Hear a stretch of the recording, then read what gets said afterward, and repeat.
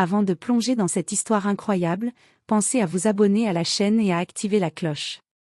Ici, chaque récit a quelque chose à dire, et vous ne voudrez pas en manquer un seul. Le crépuscule enveloppait la ville dans un voile de gris et d'ombre, et le vent sifflait entre les bâtiments comme pour avertir qu'un danger rôdait. Dans une ruelle étroite, un jeune garçon sans abri, frêle et tremblant, s'accrochait à un sac usé contenant ses maigres possessions. Ses yeux, grands et alertes, scrutaient la silhouette d'une vieille maison décrépite à l'angle de la rue. Les volets pendaient, les fenêtres étaient brisées, et la porte principale grinçait sous le vent comme si elle respirait. Une limousine noire s'arrêta lentement devant la maison. Le millionnaire, costume impeccable, cheveux soigneusement coiffés, descendit de sa voiture avec l'assurance de celui qui croit tout contrôler. Il haussa un sourcil quand il vit le garçon s'élancer vers lui, ses bras tendus. « N'entre pas dans cette maison », cria le garçon, la voix tremblante mais ferme, pleine de terreur. Le millionnaire rit doucement, pensant à une exagération enfantine. « Pourquoi devrais-je t'écouter ?» demanda-t-il, un sourire narquois sur les lèvres. Mais le garçon secoua la tête avec énergie. « Vous ne comprenez pas. Vous ne savez pas ce qu'il y a là-dedans. Des choses horribles. » Intrigué et légèrement irrité par l'insistance du garçon, le millionnaire fit quelques pas vers la maison. L'air semblait devenir plus lourd, chargé d'une tension palpable. Il sentit une vibration étrange, presque imperceptible, comme si les murs eux-mêmes murmuraient des avertissements. Les ombres derrière les vitres brisées s'agitaient, mais aucune silhouette claire ne se dessinait.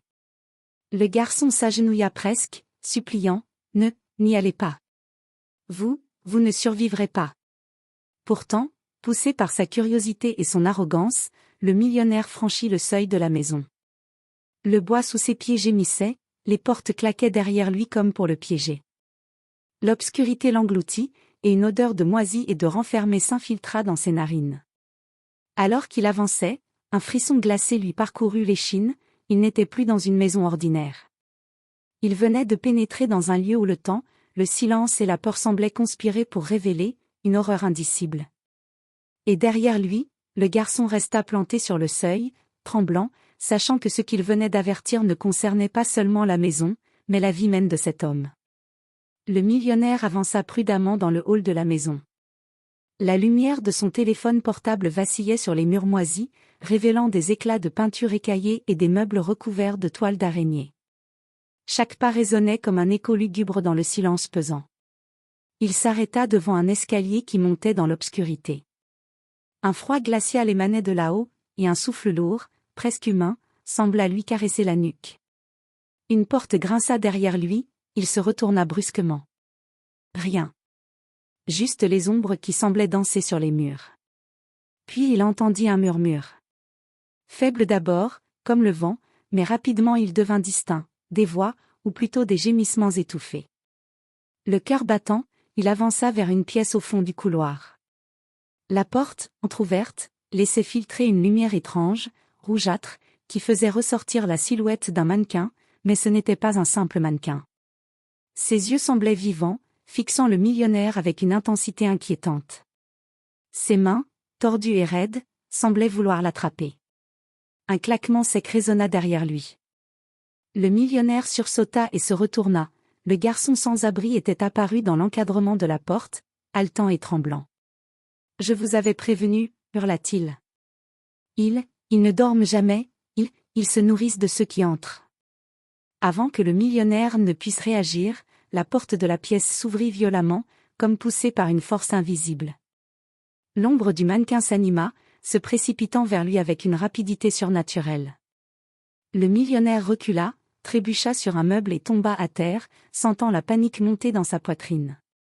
Le garçon cria encore une fois, mais cette fois, sa voix se mêla à un hurlement effroyable venant de l'intérieur de la maison. Le millionnaire comprit enfin l'ampleur du danger, ce n'était pas seulement la maison qui était effrayante, c'était ce qu'elle abritait.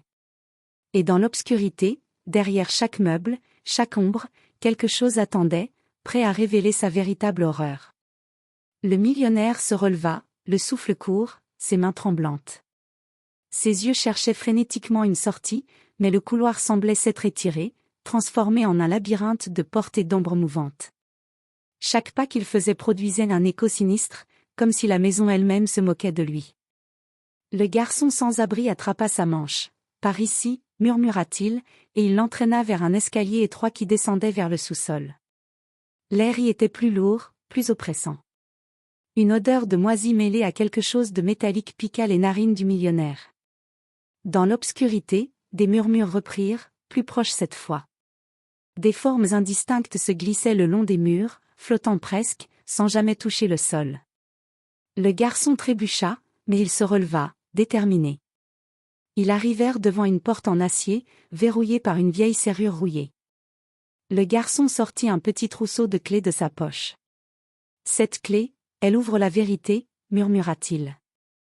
Avec un cliquetis métallique, la porte s'ouvrit, révélant un escalier descendant encore plus profondément. Le millionnaire hésita. Son instinct criait de fuir, mais la curiosité le poussa à suivre. Les escaliers menaient à une pièce gigantesque, éclairée par une lumière rougeâtre qui semblait provenir de fissures dans les murs. Et là, il vit l'impensable. Des centaines de mannequins, mais pas des mannequins ordinaires, leurs visages étaient horriblement réalistes, certains portaient des traces de sang séché, d'autres semblaient crier silencieusement. Parmi eux, certaines silhouettes bougeaient, mais lentement, comme retenues par une force invisible. « Ce ne sont pas des mannequins », murmura le millionnaire, la gorge sèche. « Ce sont des gens. » Le garçon hocha la tête, le visage pâle. « Oui, ils ont été pris par la maison, personne n'en ressort jamais, sauf si la maison le veut. Et elle veut, parfois, se nourrir. » Une brise glaciale parcourut la pièce, et les formes immobiles semblèrent frissonner. Le millionnaire comprit qu'il était au cœur d'un cauchemar vivant. Il devait sortir, mais chaque porte, chaque fenêtre semblait avoir disparu. La maison elle-même se refermait autour de lui, transformant le simple danger en prison vivante. Et alors qu'un murmure sinistre s'élevait de l'obscurité, une pensée glaciale traversa son esprit, cette maison ne voulait pas seulement le retenir, elle voulait le posséder. Le millionnaire sentit son cœur battre si fort qu'il craignait qu'il ne déchire sa poitrine. La pièce était un labyrinthe de visages figés et de silhouettes inquiétantes. Chaque pas qu'il faisait produisait un grincement sinistre sur le sol humide. Le garçon sans abri attrapa sa main. « Écoutez-moi, vous devez rester calme et ne jamais regarder derrière vous. » murmura-t-il, la voix tremblante mais ferme.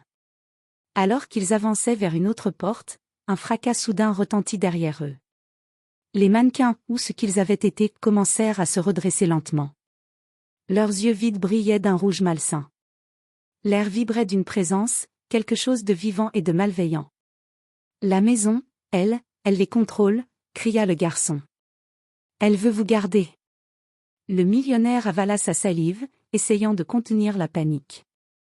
Une silhouette plus grande que les autres émergea de l'ombre, ses mains déformées comme des griffes, son visage une horrible fusion de chair et de vide. C'était le gardien de la maison, ou plutôt l'esprit qu'elle avait façonné pour attraper ses victimes.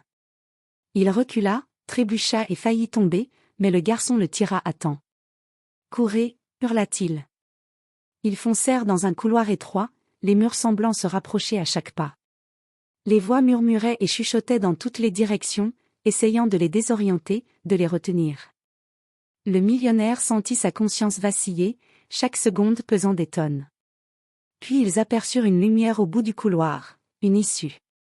Comme guidés par un miracle, ils sprintèrent vers elle.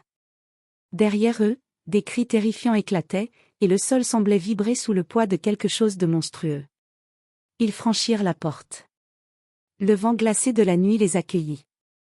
Le millionnaire tomba à genoux, haletant, le visage blême, trempé de sueur. Le garçon se retourna une dernière fois, ses yeux brillants dans l'ombre. « La maison ne vous oublie jamais. » Puis, avant que le millionnaire ne puisse poser une question, le garçon disparut dans la nuit, comme une ombre portée par le vent. Le millionnaire regarda la maison, maintenant silencieuse et immobile. L'envie d'en rire ou d'y croire avait disparu. Il avait survécu, mais il savait au fond de lui que cette horreur le suivrait, dans ses cauchemars et peut-être, dans la réalité. Et tandis que la lune éclairait les volets grinçants, une nouvelle ombre bougea derrière une fenêtre, la maison attendait déjà sa prochaine victime. Le millionnaire rentra chez lui, tremblant, encore sous le choc de ce qu'il avait vu. Les murs de son somptueux appartement semblaient maintenant froids et silencieux, comme s'il n'avait jamais connu la sécurité.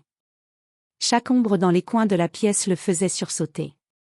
Il essaya de rationaliser ce qu'il avait vécu, un cauchemar, un effet de la fatigue ou de la peur. Mais quand il s'assit sur son canapé, son téléphone vibra. Un message inconnu s'afficha. La maison n'oublie jamais. Elle t'attend encore. Son sang se glaça. Le message ne venait pas d'un ami, ni d'un inconnu banal, quelque chose dans la tonalité, dans le simple fait qu'il ait survécu jusqu'ici, lui fit comprendre que ce n'était qu'un avertissement. Dans son esprit résonna encore la voix du garçon. La maison ne vous oublie jamais. Il tenta de se lever, de secouer l'angoisse, mais une ombre passa derrière la fenêtre de son salon, trop rapide pour être vue correctement. Une silhouette indistincte, mais familière, et pourtant impossible. Le millionnaire comprit alors une vérité terrifiante, peu importe où il allait, peu importe à quel point il pensait être en sécurité, l'horreur de cette maison le suivrait. Elle n'avait pas fini avec lui. Et quelque part, dans la nuit silencieuse, la vieille maison abandonnée semblait respirer doucement, comme un être vivant, attendant patiemment sa prochaine victime.